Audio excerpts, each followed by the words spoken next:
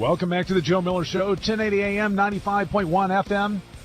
We have with us Linda Royall. She has worked in the major market of secular journalism, Christian media, for more than 20 years as an investigative journalist. She writes right now for stream.org. Last week we put up her article concerning big business and bad government, how Washington, D.C. has known about the abortion aftermarket, the trade in aborted babies for 15 years, but has failed to do anything about it. We talked earlier in today's show about how this kind of got its start under Bill Clinton in 93. Linda has been looking into this for some time. Linda, I appreciate you coming on the Joe Miller Show to talk about this. Well, it's great to be here, Joe, and hello to everyone out there in Alaska. I'm excited to be on the radio in Alaska, sort of like Texas, and I'm a Texan, so, big, bold, and beautiful. That's what we are. Don't fool yourself. Alaska is twice as big as Texas. Oh, I know. I know that, yeah. Hey, you all never fail to remind us. My friends from there never fail to remind. Lots of activists up here like down in Texas, and one of the issues very important to people here, especially the pro-life community, are the recent revelations about Planned Parenthood and what they're doing with the trade of babies. Of course, as I mentioned, this thing started back, at least as I trace it out, and you've got a much better grip on this than I do because you've been investigating it for a long time. But it started, it looks like, in 93, and now has kind of burgeoned or mushroomed into a multi-billion-dollar industry. Can you kind of walk our audience through what has happened, how it's progressed or digressed, however you want to describe it, and how we've gotten to where we're at today? Well, sure, I'd be glad to, Joe.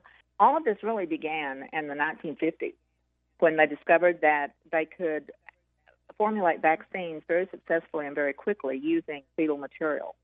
So at that time, it was legal to use fetuses from miscarriages, stillbirths, and so forth. They could use those if the parents were willing to donate the fetus. So they did a lot of that, and the vaccines that some of us received as children were based in fetal tissue formulation. So it's been going on since the 1950s.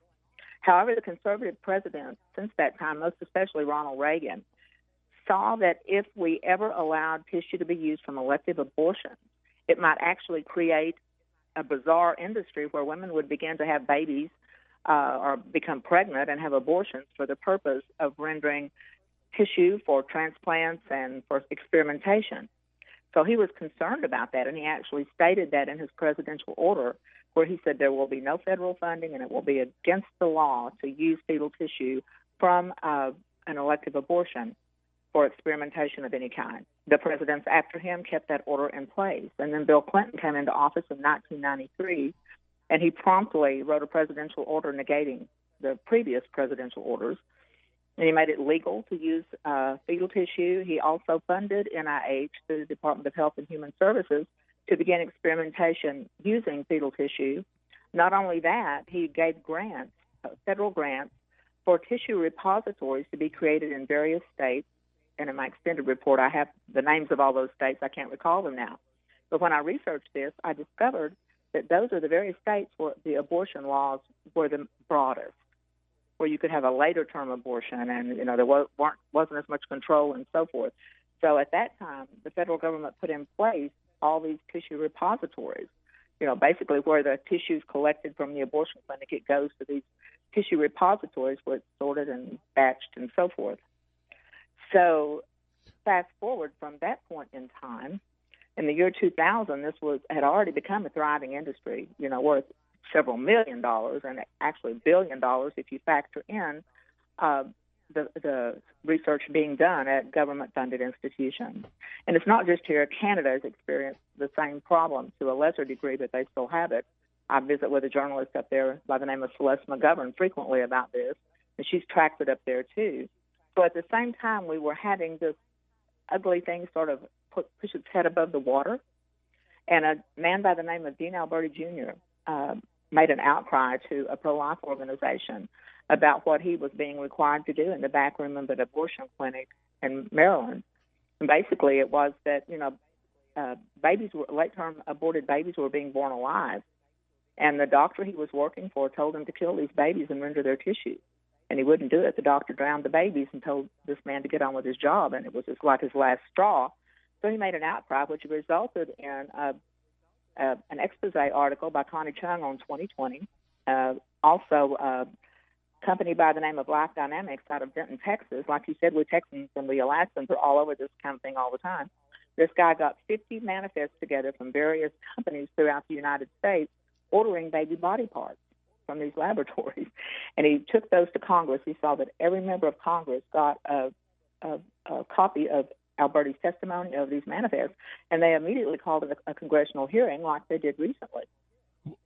What was the year? This was in the year 2000, early 2000.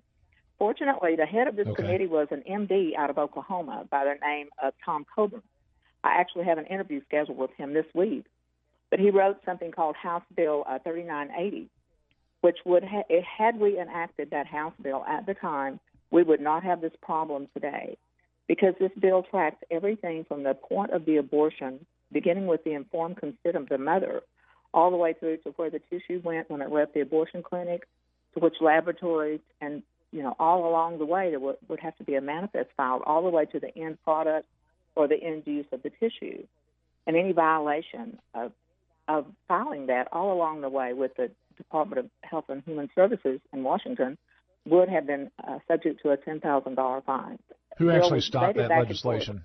Well, this bill was debated back and forth for a couple of weeks, and then it was sent on over to the Department of Health, where it ended up being two very short things added to the Public Health Code. One of them was that you could not sell fetal tissue for a profit, but however, you could be reimbursed for the cost to process it and transport it. And B, that the donation of fetal tissue would require consent from the aborted mother. Well, we know I filed a Freedom of Information Request Act form back in 2009, and I got a stack of records about a quarter-inch tall, no written consent from any mother about the fetal tissue. Our own investigative reports, covertly inside abortion clinics in D.C., Maryland, and Virginia, yielded the fact that they don't talk about what happens to the tissue, or they didn't in 2009. I was told by the director of Planned Parenthood on 17th Street Northwest in Washington, D.C., that when a mother came in to have an abortion, when she signed consent for the abortion, she was giving the fetal tissue and everything else in her uterus to Planned Parenthood. And she said by virtue of her consenting to the abortion, she has agreed that the tissue belongs to us and not to her. So that's how they spun the informed consent, and every single person who interviewed them got the same result. We're going into a break. I'd like to keep you on after these messages if we can to continue the discussion. Linda Royall talking about the issue, big business, government, and abortion. Stay with us, The Joe Miller Show.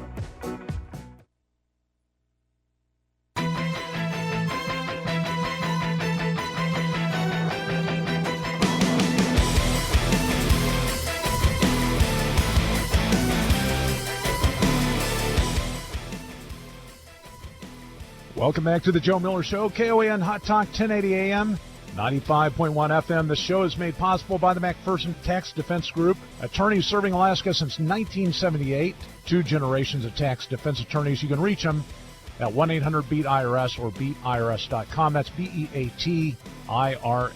We have Linda Royall with us. She's worked in journalism as an investigative journalist. She has her journalism degree, master's degree from Georgetown. She should be getting her PhD in the early 2016 from Regents University in research journalism. She's been on the abortion industry for some time, researching the trade of body parts for a long time. Linda, thank you for staying with us, being willing to enjoy another segment with the Joe Miller Show.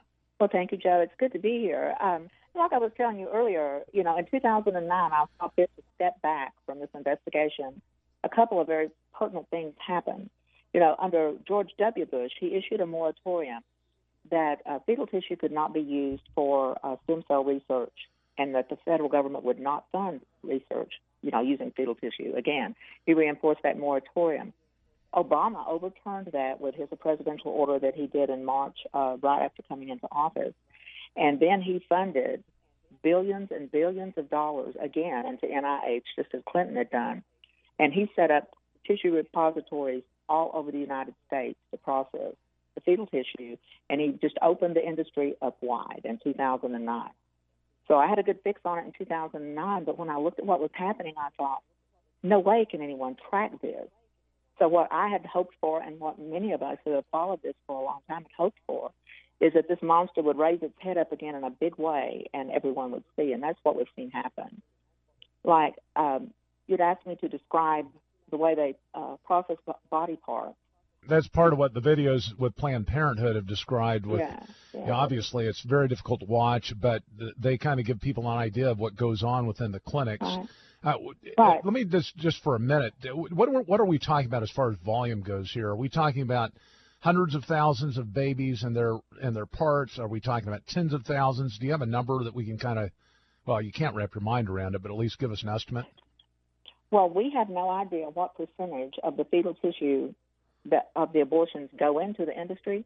However, every person that I spoke with inside every single abortion industry told me that abortion clinic told me that they send all of the tissue that they retrieve, all of it, all the way from what they call the slurry, which is just the bloody parts and, the crunched and crushed parts, the limbs and, the crushed parts that didn't make it into bag number two being intact brains, kidneys, eyes, things that can be used for transplant or experimentation.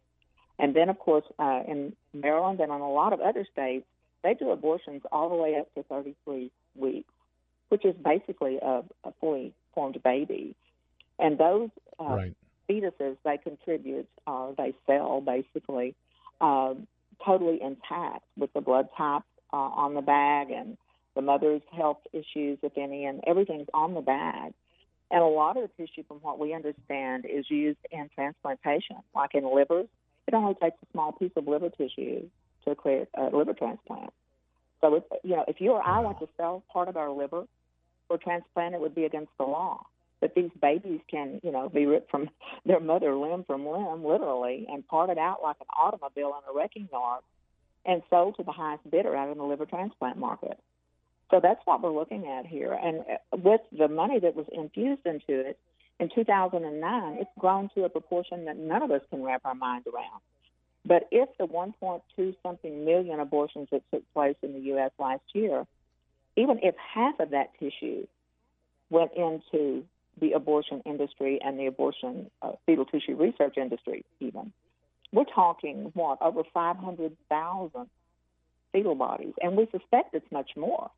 Every researcher I've spoken with says it's all of it, not just part of it that they sell. Isn't it true that the later term the baby, the more valuable the body parts? Oh, absolutely. Well, actually, the whole body is sold when the baby's really late term. But the very best tissue for transplant experimentation is midterm fetuses from 4 to 6, 7 months. That's the very fastest growing tissue right there.